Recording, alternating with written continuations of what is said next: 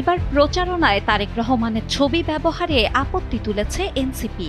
পাশাপাশি ইসির সক্ষমতা নিয়েও প্রশ্ন তুলেছে দলটি। এর পেছনে দেখানো হয়েছে যুক্তি। এই খবর প্রচারের পর তা জনগণের মধ্যে ব্যাপক সাড়া ফেলেছে। একই সঙ্গে জনমনে প্রশ্ন উঠেছে, কেন এমন আপত্তি এনসিপির?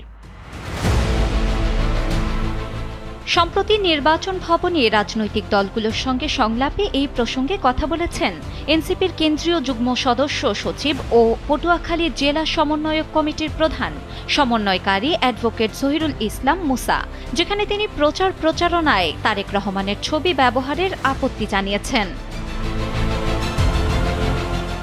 আসন্ন ত্রয়োদশ জাতীয় সংসদ নির্বাচন উপলক্ষে বিএনপির প্রার্থীরা দলের ভারপ্রাপ্ত চেয়ারম্যান তারেক রহমানের ছবি ও পোস্টার ব্যবহার করছে, কিন্তু জহিরুল ইসলামের মতে বিএনপির প্রধান খালেদা জিয়া, তাই তার ছবি প্রার্থীরা ব্যবহার করলে এনসিপির কোনো আপত্তি নেই, কিন্তু তারেক রহমানের ছবি ব্যবহারেই আপত্তি।